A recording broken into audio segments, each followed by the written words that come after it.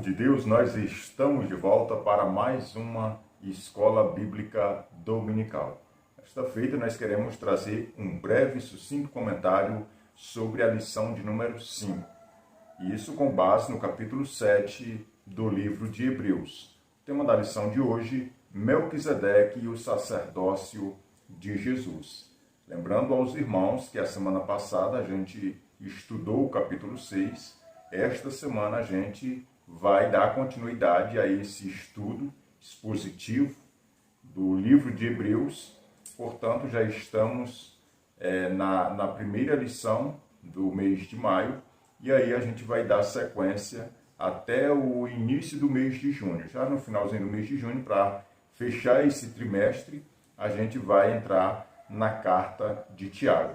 Então, nessa oportunidade, a gente precisa recapitular um pouquinho para discorrermos alguma coisa sobre a lição de hoje, que é Melquisedeque e o sacerdócio de Jesus. Lembrando que a lição de número 3, ela falou com base no capítulo de número 4, 5, 3, 4 e 5. E a lição de número 4, ela falou com base no capítulo 6. Então, a lição da semana passada, a gente precisa lembrar que ela teve a sua base consolidada no final do capítulo 5, que foi aonde a gente viu que o escritor ao livro de Hebreus, ele vai iniciar o capítulo 5 falando sobre vamos dizer que a superioridade de Cristo em relação ao sacerdócio de Arão. E já no final, ali no versículo 11 até o 14, ele vai começar a falar sobre o ministério de Melquisedeque. Na verdade, o sacerdócio de Melquisedeque. É onde ele vai dizer aos seus leitores, aos judeus, que iam ter acesso a esse escrito, que Melquisedeque era um tipo do Cristo. E a gente vai ver que ele vai começar a exortar aos seus leitores, e aí ele vai abrir aquele parênteses, vai trazer aquela exortação toda que a gente viu a semana passada, e agora aqui, nessa lição de hoje, a gente vai ver que ele vai retomar, vai fechar o parênteses da exortação na lição passada, a gente viu isso, aqui ele vai dar início, ou dar continuidade no que ele já tinha abreviado lá no finalzinho do capítulo 5, que é mostrar que Jesus, ele é também sumo sacerdote na ordem aí de Melquisedeque. É isso que a gente vai precisar detalhar nessa lição de hoje. Lembrando que o nosso estudo aqui, com base no capítulo 7, a gente vai ver que teve início lá no finalzinho do capítulo de número 5. Capítulo 6, a gente vê que ele vai exortar, mas também já no final do 6, ele também já vai dar continuidade a essa fala sobre Melquisedeque. Ele vai fazer esse paralelo entre o sacerdócio de Melquisedeque e o sacerdócio de Cristo, e vai dizer que Cristo é um antitipo de Melquisedeque, e Melquisedeque é um tipo do Cristo do Novo Testamento. Então a gente precisa ter esse entendimento para poder dar início a essa aula. Então a gente precisa exortar os professores de Escola Bíblica Dominical, nesse momento, dizer que eles precisam consultar o máximo de informação acerca dessa tipologia, acerca de Melquisedeque. Porque a gente vai, nessa lição, como a gente sempre vem falando, dando uma pincelada, provando de que Cristo ele também é um sumo sacerdote. E a ordem que Jesus vai ser sumo sacerdote não é a ordem de Levi, é a ordem levítica. Por quê? Porque a gente vai ver a história do povo hebreu depois que eles tomam posse da terra prometida, depois que é organizado a questão das tribos, e a gente vai ver que não vai haver nenhum personagem no Antigo Testamento que era sumo sacerdote e ao mesmo tempo rei de Israel. Profeta também não existe nenhum desses que a gente encontra no Antigo Testamento. Isso porque era impossível para uma pessoa na lei de Levi ser ao mesmo tempo sacerdote e rei. Porque para ser rei tem que ser da tribo de Judá. Para ser um sacerdote ou um sumo sacerdote tem que ser segundo a ordem de Arão, ou seja, tem que sair da casa de Arão. A gente vê que era impossível, não tinha como esse cruzamento dar certo. Mas a gente vai ver que Jesus, ele vai ser rei da linhagem ou da dinastia davídica, que é da casa de Judá, e ao mesmo tempo ele vai ser sacerdote. Não um simples sacerdote, mas o sumo sacerdote, o bispo da nossa confissão. Não pela ordem levítica, mas pela ordem de Melquisedeque. E é sobre esse personagem importante, histórico, porque ele existiu, que a gente vai aprender algumas lições. E ao mesmo tempo que ele vai ser um personagem que vai existir, que vai ser histórico, ele vai ser também enigmático, porque a gente nas Escrituras não vamos encontrar nenhum texto que vai dar base acerca da sua origem, nem do seu destino final. Mas a gente vai ver que a Bíblia, pela primeira vez, vai usar a expressão sacerdote. E quem vai aparecer lá? Melquisedeque.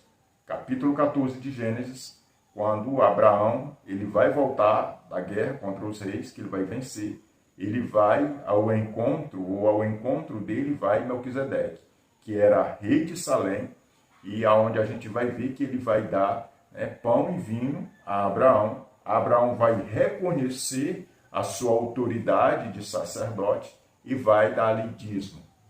E o escritor aqui aos Hebreus vai usar a expressão de que a própria ordem levítica dos sacerdotes entregou dízimo a Melquisedeque, porque os levitas estavam, de uma certa forma, nos ombros de Abraão, ou seja, iam ser descendentes de Abraão. Então, por isso que o autor aqui, o escritor de Hebreus, ele vai usar essa expressão, dizer que Abraão estava carregando nos ombros todos os levitas, todos os sacerdotes, todos os sumos sacerdotes. E a gente vai ver que a ordem levítica, de acordo com essa lição, a ordem levítica ela é inferior à ordem de Melquisedeque. Por quê? Porque a ordem de Melquisedeque, ela traz para nós uma informação de uma ideia de que é algo eterno, é algo que não tem começo e nem tem fim. Já a ordem de Arão, ela tinha começo e ela tinha fim. Perceba que ela vai iniciar na casa de Arão e ela tinha um certo prazo de validade. Quando Arão morresse, o filho dele ia sucedê-lo. Da mesma forma que a gente precisa entender que era limitado, mas era passado por sucessão. Um sumo sacerdote assumia aquela ordem até estar inapto, ou seja, até morrer, alcançar uma certa idade, que não tinha mais como operar essas atividades, então ele passava o cajado. Então a gente precisa ter esse entendimento, que essa ordem, ela era a ordem da lei, era uma ordem que dava a ideia de que era algo passageiro, que estava apontando para algo maior, era apenas um símbolo. Já de Melquisedeque, a gente vê que a Bíblia não vai registrar, você não vai ter nenhum registro de que ele teve início nem de que teve fim. Então, quando a gente fala que, comparando essas duas ordens, a de Arão e a de Melquisedeque, a gente vê que a de Melquisedeque, essa é superior. Por isso que Jesus vai ser sumo sacerdote, bispo da nossa confissão de fé, segundo a ordem de Melquisedeque, que dá a ideia de algo que é eterno, de algo que não tem começo e nem fim, de algo que é incorruptível. E é isso que a gente vai ver, que assim como a gente observa na pessoa de Melquisedeque, que ele era um rei, que ele era sumo sacerdote, a gente vai ver que Jesus também é rei e sacerdote, porque era um cumprimento de tudo isso que Melquisedeque for, agora Jesus também iria ser. E é isso que o escritor aos Hebreus vai demonstrar. Então a gente precisa ainda nortear nessa oportunidade a questão de que Melquisedeque, ele não aparece em muitos livros da Bíblia. Dos 66 livros, ele vai aparecer só em 3, que é em Hebreus, que é essa passagem que nós estamos estudando, em Salmo 110 e em Gênesis capítulo 14, onde pela primeira vez na Bíblia vai aparecer a expressão sacerdote, apontando para esse rei de paz, esse rei de Salém, que é aí Melquisedeque, que é na verdade um tipo de Cristo. Então a gente vai aprender nessa lição de hoje essa riqueza de detalhes aqui do capítulo 7. um capítulo que eu já posso, de uma certa forma, abreviar aos irmãos a questão de que é um capítulo robusto de informações acerca do sacerdócio superior de Cristo, comparado com a ordem levítica. Então é isso que a gente precisa também destacar antes de dar início aqui.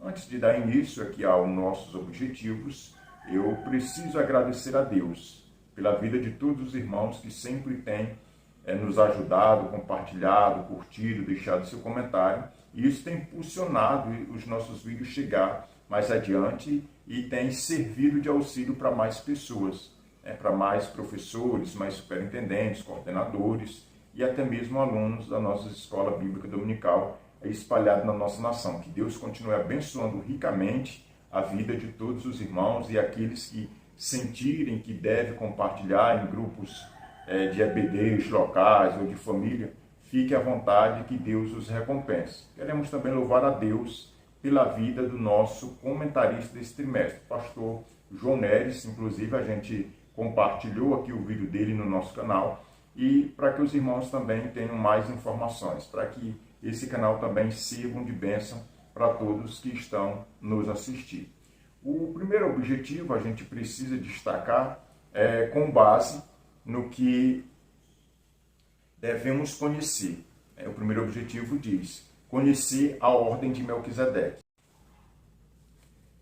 O segundo objetivo, comparar as ordens sacerdotais de Arão e Melquisedeque. O terceiro é entender a perfeição do sacerdócio eterno de Cristo. Então, esses são os três objetivos que nós vamos, de uma certa forma, trabalhar na nossa lição, trabalhar nesta videoaula, entendendo que nós, como cristãos, como professores, nós devemos apresentá-los na nossa sala de aula. Porque quando nós apresentamos os objetivos, a gente precisa acreditar que esses objetivos eles vão servir de elevo espiritual para os nossos alunos, para que eles venham a cada dia mais crescer na graça e no conhecimento do nosso Senhor e Salvador Jesus Cristo. Vamos agora passar a nossa introdução, mas antes eu preciso ainda apresentar aqui o nosso comentário. O textuário se encontra no capítulo 7 e o versículo de número 17, que diz: porquanto se testifica, tu és sacerdote para sempre, segundo a ordem de Melquisedeque.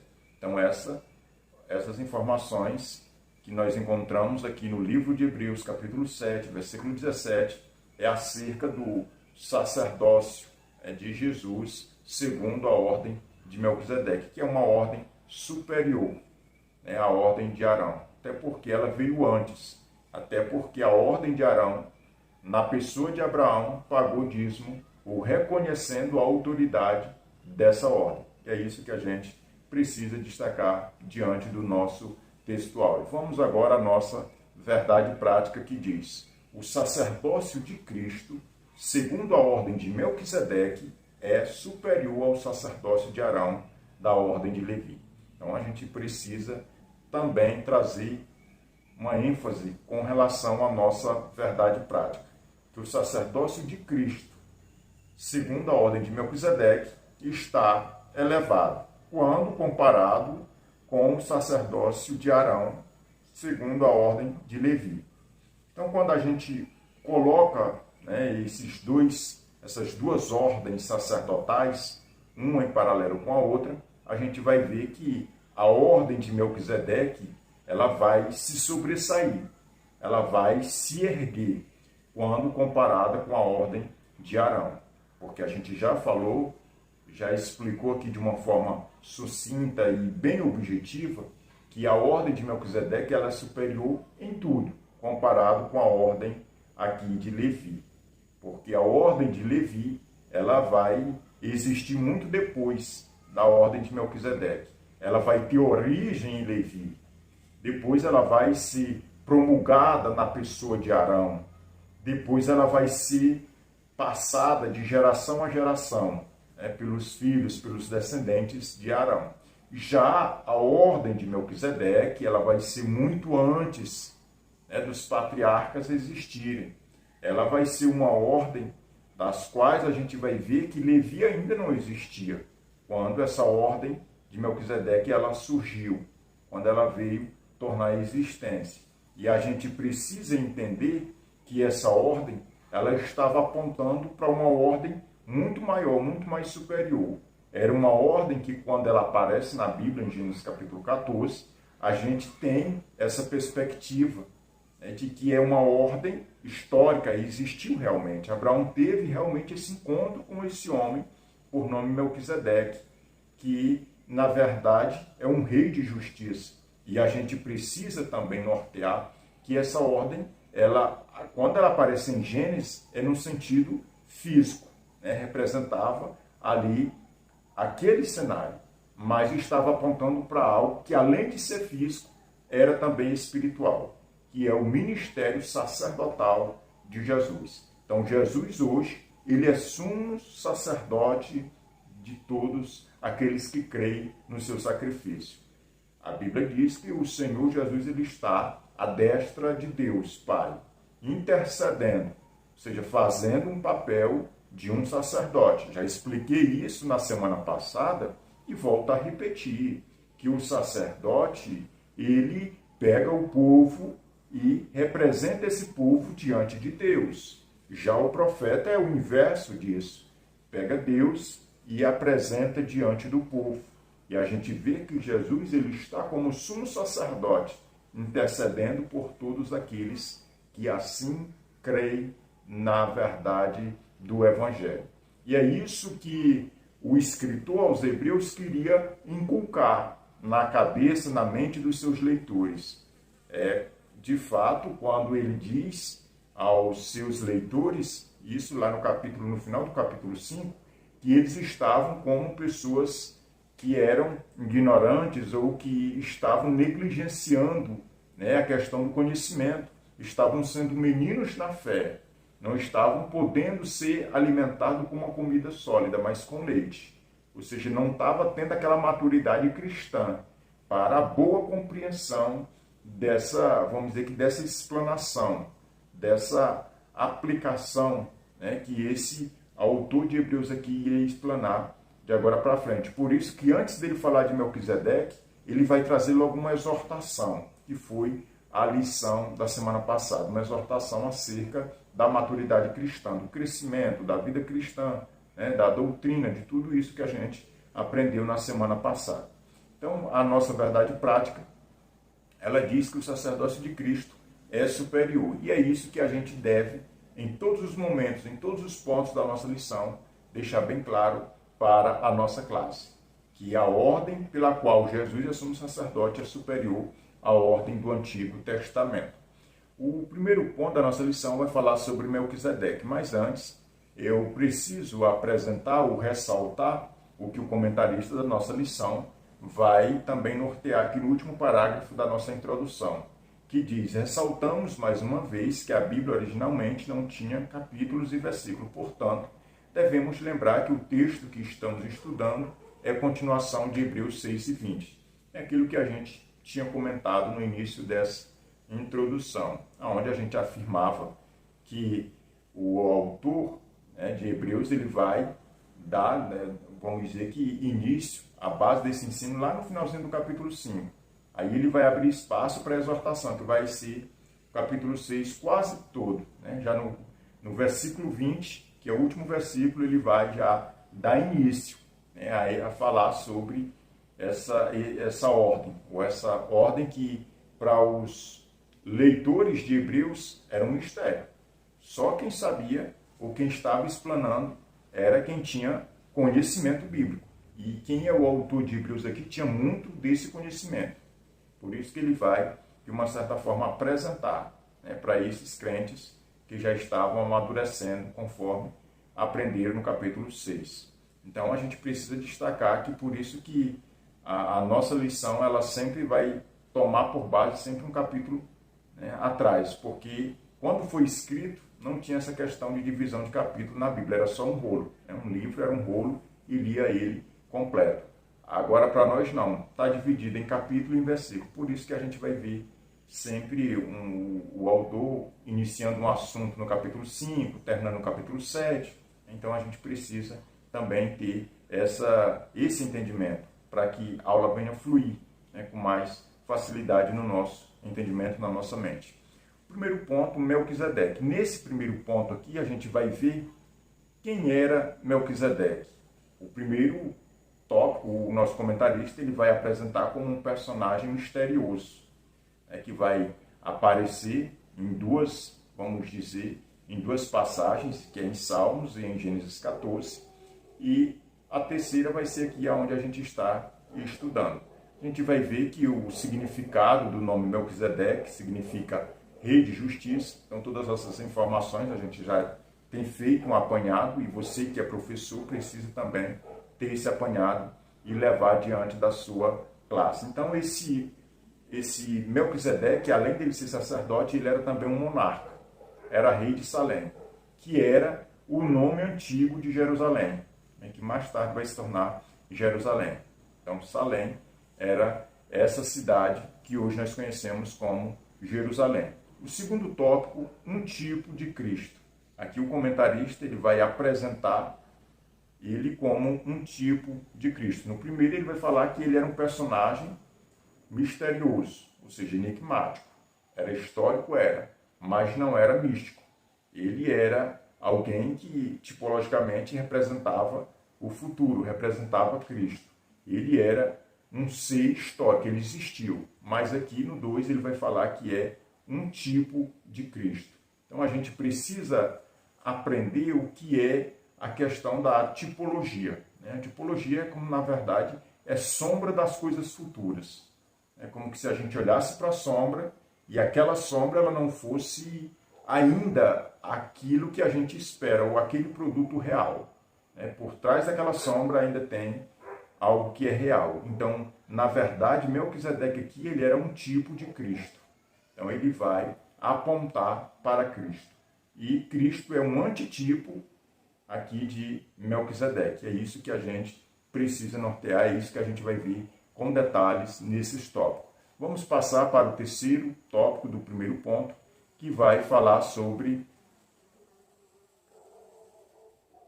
Terceiro tópico aqui, perdão. Vai falar sobre receber dízimos de Abraão. Nesse tópico aqui, a gente vai ver que quando se trata, né, de Melquisedeque, e quando comparado com a ordem de Levi, a gente vai ver que Melquisedeque, esse personagem enigmático, esse personagem misterioso, esse tipo de Cristo, ele vai ser alguém que Abraão, que é o nosso patriarca, maior, o amigo de Deus, nosso pai na fé, ele vai dar dízimo.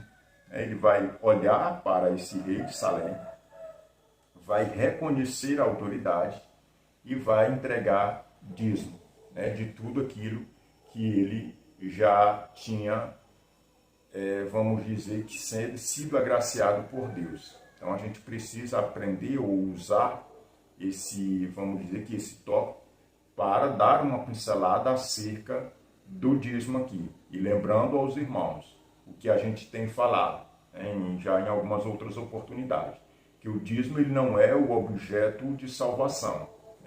O dízimo não tem o poder em si de salvar, ou dar salvação, ou conceder salvação a nenhuma pessoa, assim como a lei também não tem esse poder.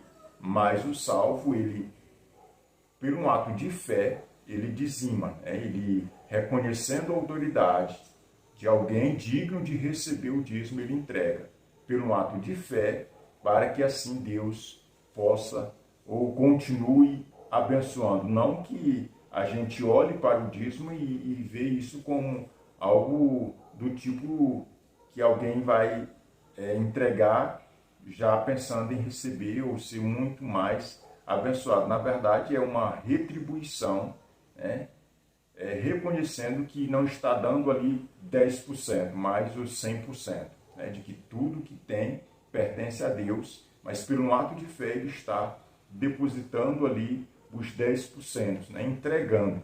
Na verdade, é uma entrega pela fé, não é por, quem sabe, por coação ou até mesmo por pressão, mas é um ato de fé. E nós, crentes, fazemos isso porque nós vemos que é bíblico, é muito antes da lei. A gente vê aqui, através desse fato histórico que aconteceu com Abraão, a gente vê que é muito antes da lei, e é também um fato que a gente precisa descrever, que é um ato aqui de gratidão. É um coração grato. Ele é um coração que reconhece a importância do dízimo, porque, na verdade, o dízimo nos dias atuais, para a igreja contemporânea, ele é um tipo de vacina. Ele, na verdade, ele nos protege. Quando nós entregamos o dízimo, nós estamos nos protegendo contra a usura, que é o amor desenfreado ao dinheiro, aos bens materiais. Então, a gente, tendo esse entendimento e fazendo isso pelo ato de fé, a gente, de uma certa forma, está glorificando a Deus. E sempre lembrando que não é, na verdade, fazer isso e, quem sabe, andar dizendo para todo mundo que a gente está fazendo, ou colocar nas redes sociais que é um dizimista. Na verdade, a gente precisa fazer isso e sempre com o coração grato, com o coração aberto e sempre para agradar a Deus e não aos homens. É isso que a gente precisa destacar diante desse tópico. Vamos agora para o ponto 2 da nossa lição, que fala sobre a ordem de Levi e de Melquisedeque. Aqui o nosso comentarista ele vai fazer um paralelo entre Levi e Judá. Nesse primeiro tópico, a gente precisa destacar que a tribo de Levi era a tribo sacerdotal.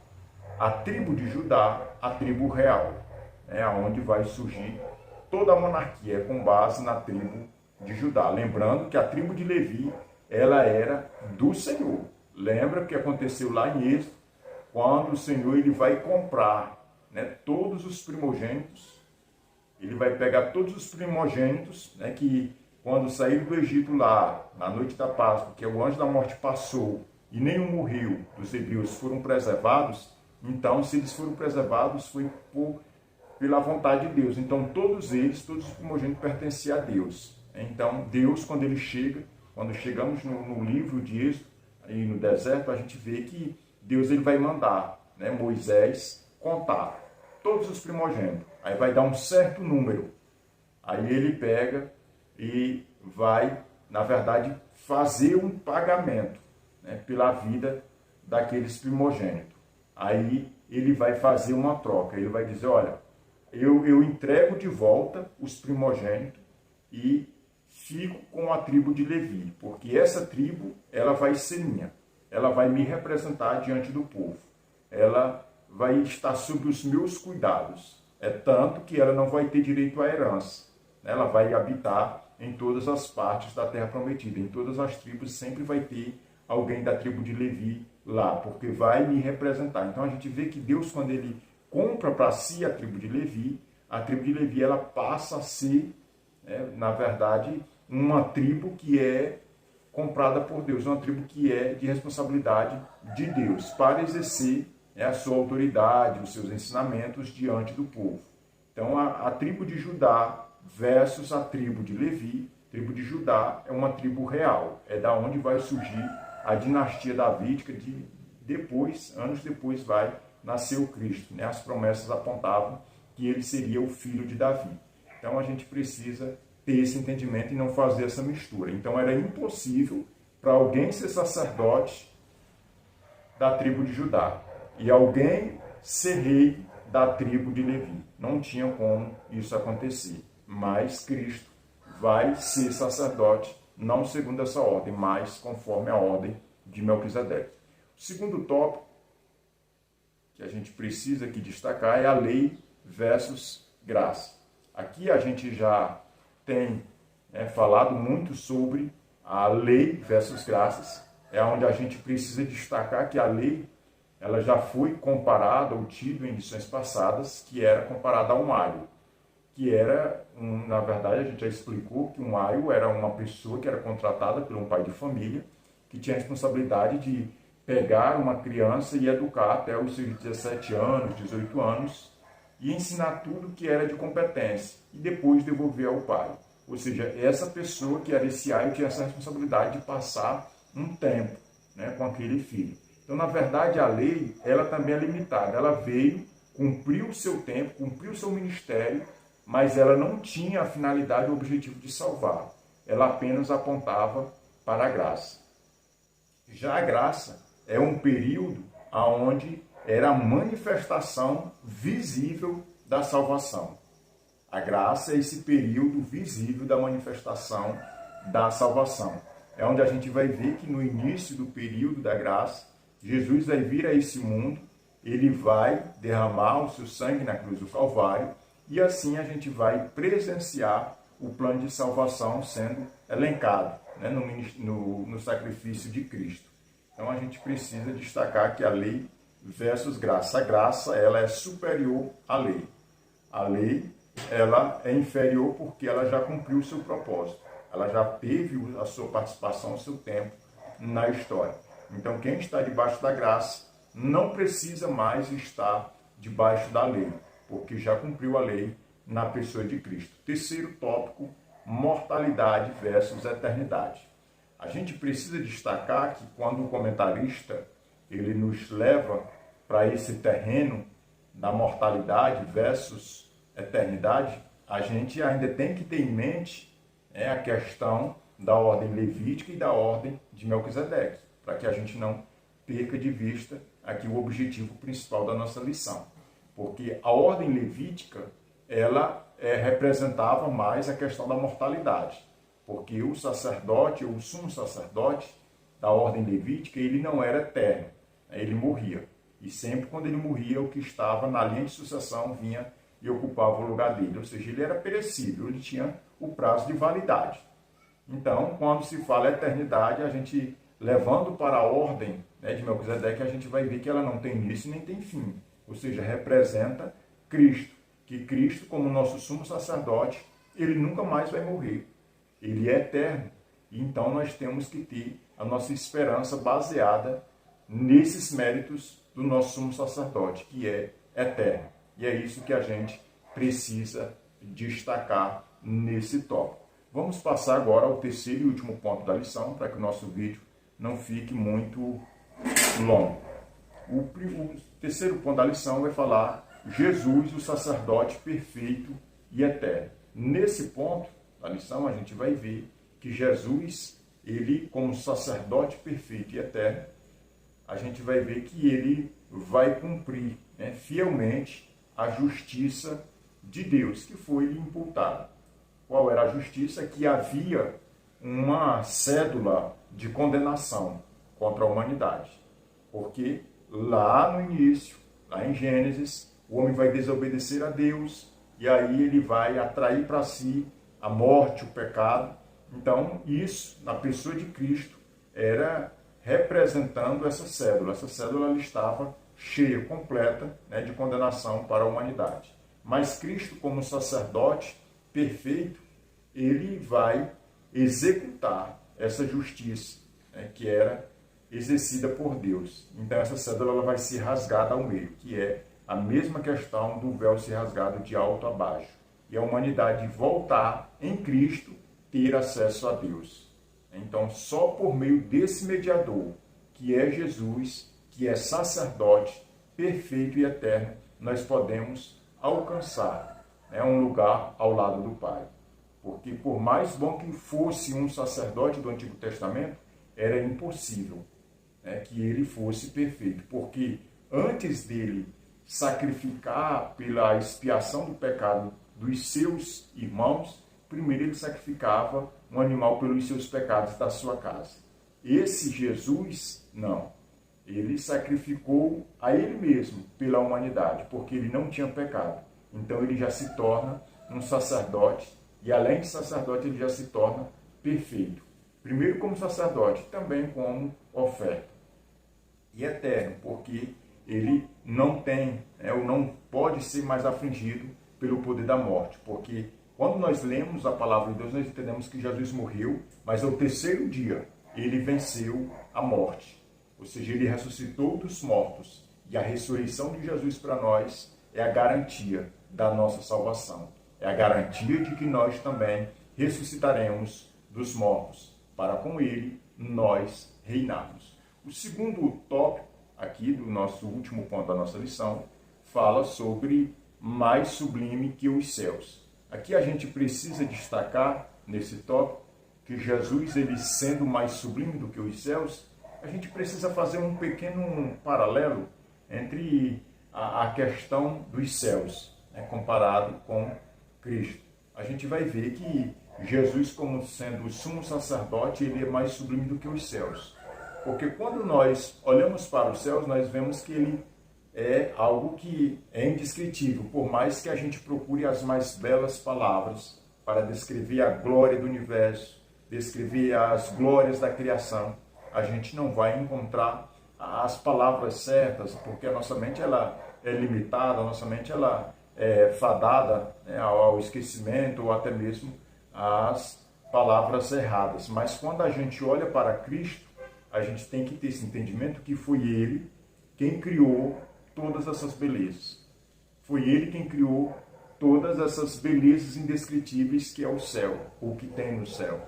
Então, por isso que Ele é mais sublime do que os céus. É isso que a gente também precisa deixar bem claro, de que Jesus, como sumo sacerdote perfeito, eterno, Ele também é um juiz perfeito, Ele também é um advogado perfeito, Ele também é um rei perfeito, Ele também é, na verdade, um mediador perfeito.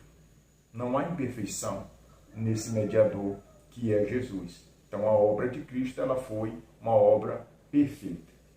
A obra da salvação, ela foi exposta em Cristo e de uma forma perfeita. Então, tudo que você olhar dentro, vamos dizer que da ordem levítica, era uma representação.